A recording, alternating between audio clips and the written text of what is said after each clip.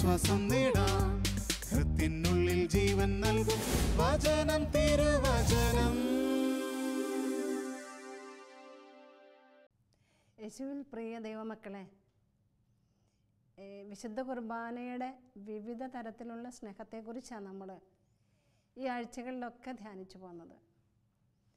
ഇന്ന് നമ്മൾ ധ്യാനിക്കുന്നത് വിശുദ്ധ കുർബാനയിൽ നിറഞ്ഞു നിൽക്കുന്ന സംരക്ഷിക്കുന്ന സ്നേഹത്തെക്കുറിച്ചാണ്. നമുക്ക് വലിയ സംരക്ഷണം തരുന്നതാണ് വിശുദ്ധ കുർബാന. അതിനേറ്റവും നമുക്ക് അടുത്തറിയാവുന്നത് എലിയ പ്രവാചകനെയാണ്. എലിയ പ്രവാചകൻ എവിടെ പോകുന്നു അവിടെ എല്ലാം ദൈവമായ കർത്താവ് കൂടെ നടക്കുന്നു. രാജാക്കന്മാരുടെ 1-ാം പുസ്തകം 17-ാം അധ്യായം 1 മുതലുള്ള തിരുവചനം സമയം പോലെ നിങ്ങളെടുത്ത് വായിക്കണം. കാരണം വിശുദ്ധ കുർബാനയുടെ പ്രവാചകനായിട്ടാണ് എലിയ പ്രവാചകനെ നമുക്ക് പരിചയപ്പെടാൻ കഴിയുക. ദൈവമായ കർത്താവ് എലിയയോട് അരുളി ചെയ്തു. ദൈവം പറയുന്നത് മാത്രമാണ് എലിയ പ്രവാചകൻ കേട്ടിരുന്നത്. ദൈവം പറയുന്നത് മാത്രമേ എലിയ പ്രവാചകൻ ചെയ്തിരുന്നുള്ളൂ. ജോർദാന് കിഴക്കുള്ള കെറീത്ത് അരുവിക്ക് സമീപം ഒളിച്ചു താമസിക്കുക. പ്രവാചകനോട് ദൈവം പറഞ്ഞു. പിന്നെ അതിന് ചോദ്യം ഉത്തരവും മറുപടി ഒന്നുമില്ല. അരുവിക്കടുത്ത് പോയി ഒളിച്ചു താമസിക്കാൻ തുടങ്ങി. എന്നിട്ട് ദൈവം പറഞ്ഞു, അരുവിയിൽ നിന്ന് നിനക്ക് വെള്ളം കുടിക്കാം. പിന്നെ ഞാൻ ഭക്ഷണത്തിന് കാക്കകളെ പറഞ്ഞു വെച്ചിട്ടുണ്ട്, അവർ ഭക്ഷണം കൊണ്ടുതരും. നമ്മളോട് നമ്മുടെ മാതാപിതാക്കളോ അധികാരികളൊക്കെ എവിടെയെങ്കിലും പോകാൻ പറഞ്ഞ് നമ്മൾ ഉടനെ ചിന്തിക്കാം, എങ്ങനെയാണ് ഭക്ഷണം, എങ്ങനെയാണ് താമസം, എങ്ങനെ പോകും, അവിടെ ചെന്ന് എന്ത് ചെയ്യും, ഇങ്ങനെ കുറേ ചോദ്യങ്ങൾ ഒന്നുകിൽ നമ്മൾ അങ്ങോട്ട് ചോദിക്കും, ഇല്ലെങ്കിൽ നമ്മുടെ ഉള്ളിൽ നമ്മളോട് തന്നെ ചോദിക്കും, ഇതെന്ത് ചെയ്യും, എങ്ങനെ താമസിക്കും, എത്ര ദിവസമാണോ, എങ്ങനെയാണോ. ഇവിടെ എലിയ പ്രവാചകൻ ഒരു ചോദ്യം ചോദിക്കുന്നില്ല ദൈവത്തോട്. ദൈവം പറഞ്ഞു, പ്രവാചകൻ അക്ഷരം പ്രതി അനുസരിച്ചു. പിതാവ് പറഞ്ഞു, ഈശോ പുത്രൻ അക്ഷരം പ്രതി അനുസരിച്ചു. ഇതുപോലെ പ്രവാചകൻ ചെയ്യണേ. കാക്ക അതാത് ദിവസം ഭക്ഷണം കൊണ്ട് കൊടുത്തു. അരുവിൽ നിന്ന് വെള്ളം കുടിച്ചു. അരുവ് വറ്റിക്കഴിഞ്ഞപ്പോൾ ദൈവം പറഞ്ഞു, സീദോനിൽ സറേഫാത്തിൽ പോകാൻ പറഞ്ഞു. എന്നിട്ട് പറഞ്ഞു, അവിടെ ഞാനൊരു വിധവയെ പറഞ്ഞു വെച്ചിട്ടുണ്ട്, ഭക്ഷണം തരും. അപ്പം വിധവ ഭക്ഷണം കൊടുത്ത്, ആകപ്പാട് ദരിദ്രമായ വിധവ, പക്ഷെ പ്രവാചകന് ഭക്ഷണം കൊടുത്ത്. ഒരു ദിവസം വിധവയുടെ മകൻ മരിക്കുക. വിധവയുടെ മകൻ മരിച്ചപ്പോൾ വിധവ പ്രവാചകനെ കുറ്റപ്പെടുത്തുന്നുണ്ട്. നീ ഇവിടെ വന്നതുകൊണ്ടാണ് എൻ്റെ മകൻ മരിച്ചത്. പ്രവാചകന് എല്ലാ കാര്യങ്ങളും മുൻകൂട്ടി ദൈവം മിക്കവാറും വെളിപ്പെടുത്തി കൊടുത്തെങ്കിലും വിധവയുടെ മകൻ മരിക്കുന്നതിനെക്കുറിച്ച് വിധവയ്ക്ക് വെളിപ്പെടുത്തി കൊടുത്തില്ല. പക്ഷേ എങ്കിലും വിധവയുടെ മകനെ വിശുദ്ധ കുർബാനയുടെ ശക്തി ദൈവം കൊടുത്തു വിട്ടതാണ് കാക്കയുടെ കയ്യിൽ അപ്പം. ഇത് ജീവൻ നിലനിർത്തി, ജീവൻ്റെ ദൈവത്തിൻ്റെ ശക്തി നിലനിർത്താൻ ദൈവം കൊടുത്തുവിട്ട അപ്പമായതുകൊണ്ട് ഈ വിധവയുടെ മകനെ ഈ വിശുദ്ധ കുർബാനയ്ക്ക് തുല്യമായ അപ്പത്തിൻ്റെ ശക്തി കൊണ്ട് പ്രവാചകൻ ഉയർപ്പിച്ചു കൊടുക്കുക. വീണ്ടും പ്രവാചകൻ അത്ഭുതം ചെയ്യുന്നുണ്ട്. അവിടെയെല്ലാം പ്രവാചകനെ ദൈവം സംരക്ഷിക്കുക. വീണ്ടും പ്രവാചകനെ സംരക്ഷിക്കുക. ബാൽദേവൻ്റെ പ്രവാചകരെ എല്ലാം എലിയ പ്രവാചകൻ നിഷ്കരണം കൊല്ലുക. കാരണം ദൈവത്തിലുള്ള വിശ്വാസത്തിൽ നിന്നും മാറി നിൽക്കുന്ന, ദൈവത്തെ ആരാധിക്കുന്നുള്ളതെല്ലാം തിന്മയാണെന്ന് തെളിയിക്കുക. ആ തിന്മയെ തെളിയിച്ചിട്ട് ദൈവമായ കർത്താവാണ് ഏക കർത്താവ് ദൈവമെന്ന് ബാൽദേവൻ്റെ മുമ്പിൽ പ്രവാചകൻ തെളിയിക്കുക ബലി സമർപ്പണത്തിലൂടെ. ആ ബലി, പ്രവാചകൻ്റെ ബലി, അഗ്നി ഇറങ്ങുന്നു, ബലി സ്വീകാര്യമായി തോന്നുന്നു. ദൈവം തന്നെ ഇറങ്ങി വന്ന ബലിയെ സ്വീകരിക്കുന്നു. അങ്ങനെ ദൈവമാണ് കർത്താവ് എന്ന്, ദൈവമാണ് ഏകശക്തി എന്ന് പ്രവാചകൻ്റെ പ്രവൃത്തിയിലൂടെ, ഈ ബലിയിലൂടെ തെളിയിക്കുക. പ്രിയപ്പെട്ടവർ, വിശുദ്ധ കുർബാന സ്വീകരിച്ച് ഇറങ്ങുമ്പോൾ ഇതുപോലൊരു ശക്തി, പ്രവാചകനിൽ പ്രകടമായ അന്ധകാര ശക്തികളെ, തിന്മയുടെ ശക്തികളെ കീഴടക്കാൻ മാത്രം, അതിനെ നിർവീര്യമാക്കാൻ മാത്രം ഒരു ശക്തി നമ്മിലുണ്ട്. ദൈവം നമുക്ക് തന്നിട്ടുണ്ട്. കാരണം ദൈവം തന്നെ നമ്മുടെ ഉള്ളിലേക്ക് വന്ന് ഈ ലോകത്തിലെ എല്ലാ അന്ധകാര ശക്തികളെ അകറ്റാൻ മാത്രം ശക്തിയുള്ള ദൈവം. പക്ഷെ നമ്മിൽ നിന്നൊക്കെ എത്രമാത്രം ഈ ശക്തി പ്രകടമാകുന്നുണ്ട്? അല്ലെങ്കിൽ അനുദിന ജീവിതത്തിൽ നമ്മൾ പലപ്പോഴും തിന്മയിൽ അടിമപ്പെട്ടു പോവുക. തിന്മയെ കീഴടക്കി ഇതുപോലെ യഥാർത്ഥ ബലി അർപ്പിക്കാൻ വിളിക്കപ്പെട്ട നമ്മൾ പലപ്പോഴും തിന്മ നിറഞ്ഞൊരു ബലി അർപ്പിക്കണം, ദൈവത്തിന് സ്വീകാര്യമല്ലാതെ. അതുകൊണ്ട് നമ്മുടെ ബലിക്ക് അല്ലെങ്കിൽ പ്രാർത്ഥനയ്ക്ക്, ബലി സമർപ്പണത്തിലൊക്കെ നമ്മൾ മുഴുവനായും ദൈവത്തിലല്ലാത്തത് കൊണ്ട്, ദൈവത്തിന് ഇതുപോലെ ദൈവത്തിൻ്റെ ശക്തി വെളിപ്പെടുത്താത്തത് കൊണ്ട് നമുക്കത് ഫലം തരാതെ പോകുന്നു, ഇടയ്ക്കിട്ട് മുറിഞ്ഞു പോകുന്നു. പ്രവാചകൻ ചെന്നിടത്തൊക്കെ ഈ വിശുദ്ധ കുർബാനയുടെ ശക്തി പ്രകടമാക്കി. എല്ലാവർക്കും മനസ്സിലായി, ഇവൻ്റെ ദൈവം ജീവിക്കുന്നു, വിളിക്കുന്ന ദൈവം ജീവിക്കുന്നു, ആരാധിക്കുന്ന ദൈവം ജീവിക്കുന്നു. നമ്മുടെ ജീവിതം കണ്ടിട്ട് ആർക്കെങ്കിലും പറയാൻ പറ്റുമോ ദൈവം ജീവിക്കുന്നു, ഇവിടെ ജീവിക്കുന്നു, നമ്മുടെ കൂടെ ജീവിക്കുന്നു, നമ്മുടെ ഒപ്പം ജീവിക്കുന്നു, ആ ശക്തിയാണ് പ്രകടമാകുന്നതെന്ന് പറയണം പ്രിയപ്പെട്ടവരെ. അനുദിന ജീവിതത്തിൽ ആ ശക്തി പ്രകടമാകണം. രാജാക്കന്മാരുടെ 1-ാം പുസ്തകം 19-ാം അധ്യായത്തിലേക്ക് തുടർച്ചയായി നമ്മൾ വരുമ്പോൾ എലിയ പ്രവാചകൻ വൻ കാര്യങ്ങൾ ചെയ്യുന്നുണ്ട്. ഈ വൻ കാര്യങ്ങൾ, ഈ ബലി അർപ്പണം ദൈവമായ കർത്താവിനെ, യഥാർത്ഥത്തിലെ ബലിയുടെ ദൈവമായ കർത്താവിൻ്റെ ശക്തി വെളിപ്പെടുത്തിയ വൻ കാര്യങ്ങൾ ആഹാബ് രാജാവ് ജസബലയോട് പറഞ്ഞു. ജസബല അപ്പോൾ പറയുന്നുണ്ട്, ഇതുപോലെ തന്നെ ഈ പുരോഹിതരെ കൊന്നതുപോലെ തന്നെ അടുത്ത നേരം വെളുക്കുമ്പോഴേ 24 മണിക്കൂറിനകം നിൻ്റെ ജീവൻ എടുക്കും. അങ്ങനെ കേട്ട പ്രവാചകൻ ഓടി രക്ഷപ്പെടുക. മരുഭൂമിയിലൂടെ നടന്ന് പ്രവാചകൻ ഒരു വാടാമണിച്ചെടിക്കരികിലിരിക്കണം. ചിലപ്പോഴൊക്കെ നമ്മൾ ഈ ശക്തി പ്രകടമാകുമെങ്കിലും ഒന്ന് മാറിക്കൊടുക്കണ്ട, മാറി ഒളിക്കണ്ട, ഒന്ന് നീങ്ങിപ്പോകേണ്ട അവസരങ്ങളുണ്ടാവും. എന്താ ഇതിലൂടെ വെളിപ്പെടുത്തണേ?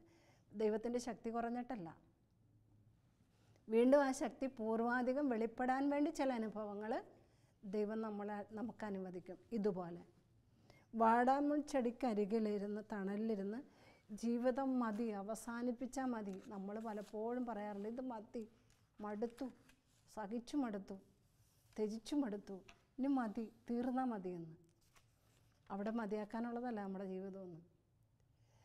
പ്രവാചകനോട് ദൈവം പറയുന്നുണ്ട്, ഒരു അപ്പവും വെള്ളവും കൊണ്ട് കൊടുത്തിട്ട് ചുടുകല്ല് ചുട്ടെടുത്ത അപ്പവും വെള്ളവും. എന്താ ഈ ചുടുകല്ല് ചുട്ടെടുത്ത അപ്പവും വെള്ളവും?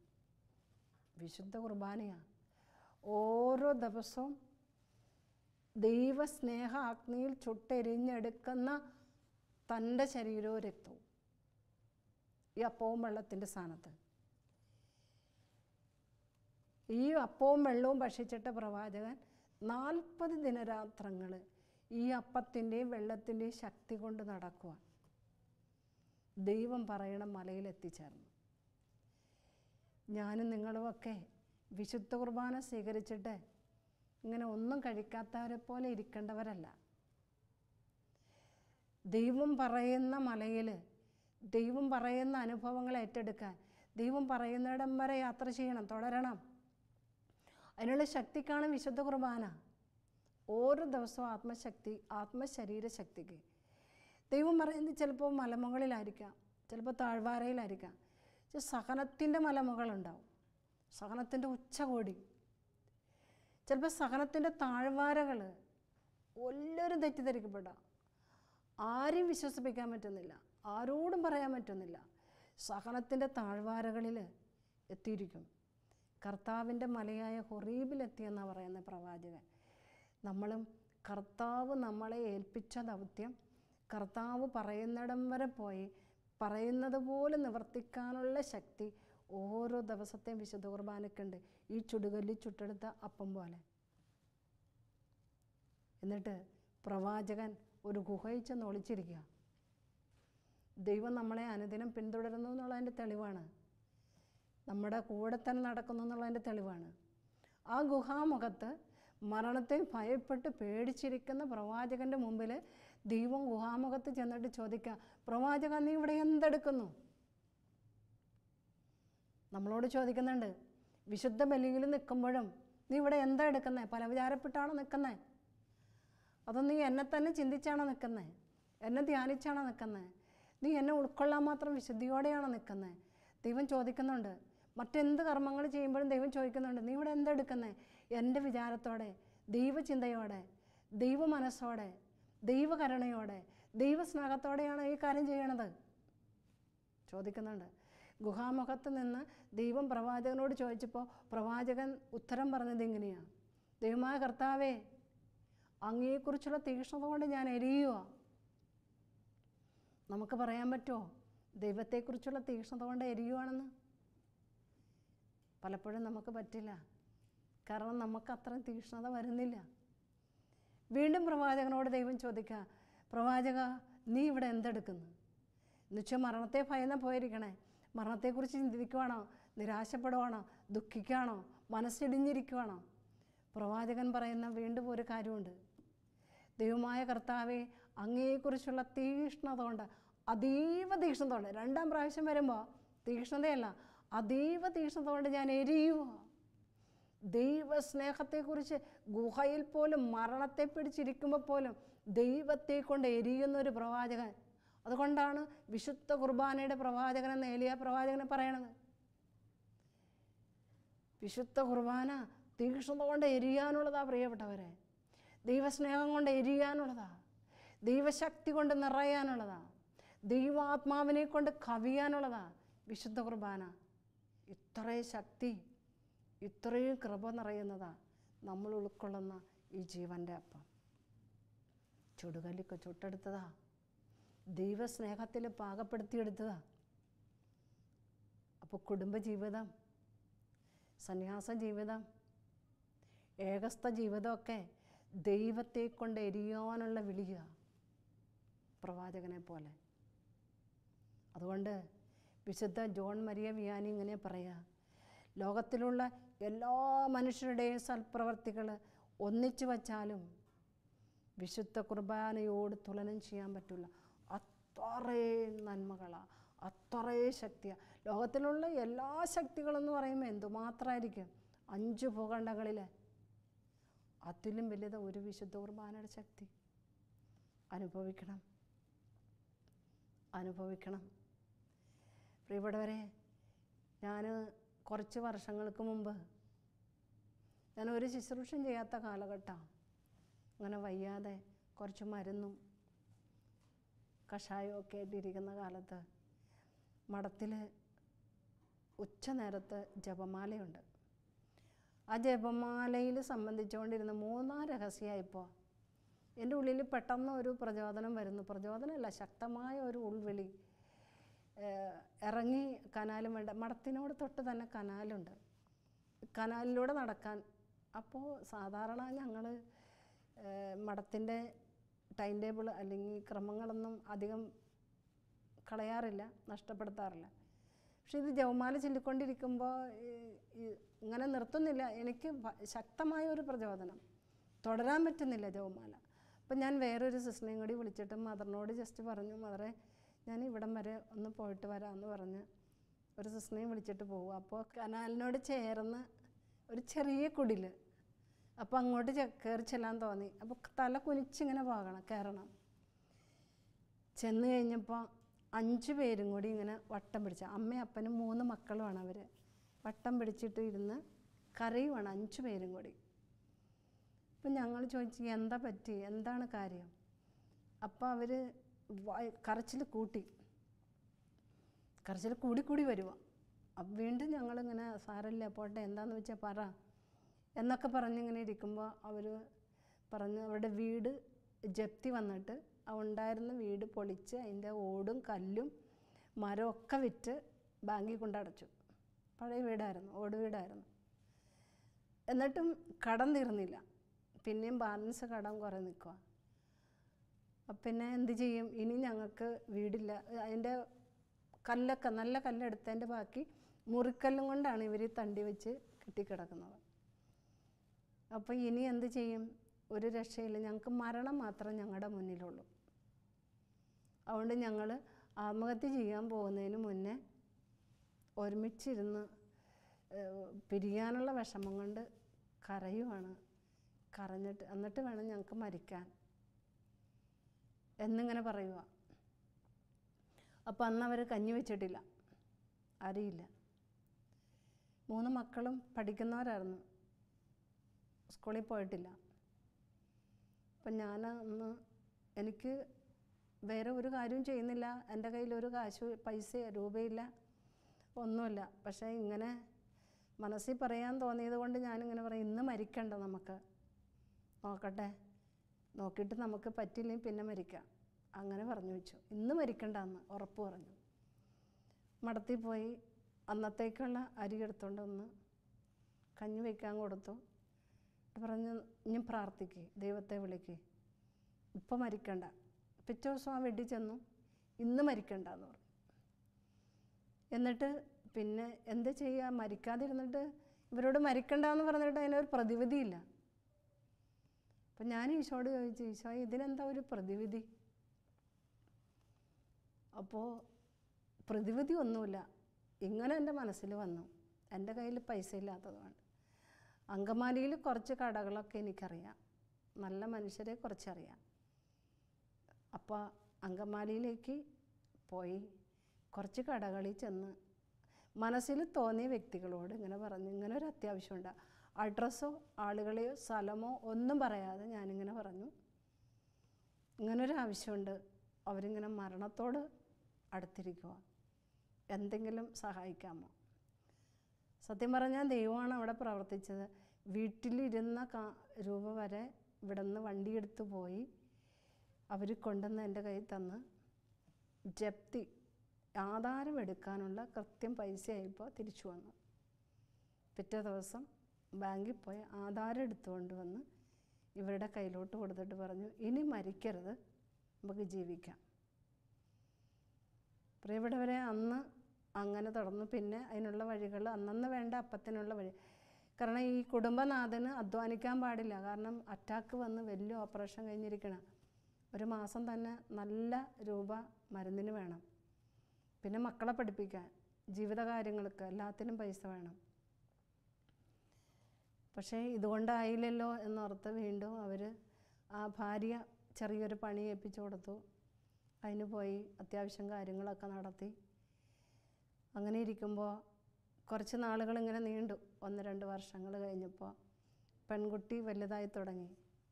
ഈ വീട്ടിൽ 5 പേർക്കും കൂടി കിടക്കാനുള്ള, ഈ കുടിയിൽ 5 പേർക്കും കൂടി കിടക്കാനുള്ള സ്ഥലമില്ല. പിന്നെ ഈ ഭാര്യയാണെങ്കിലും ചെറുപ്പക്കാരിയാണ്.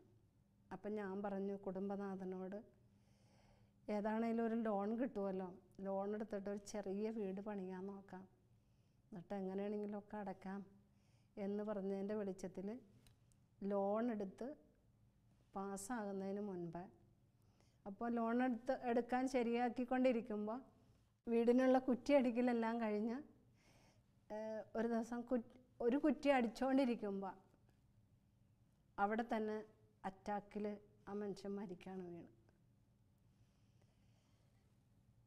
പിന്നെ ആ വീട്ടിലെ സ്ഥിതി ഒന്നും ചിന്തിക്കാൻ പറ്റണില്ല.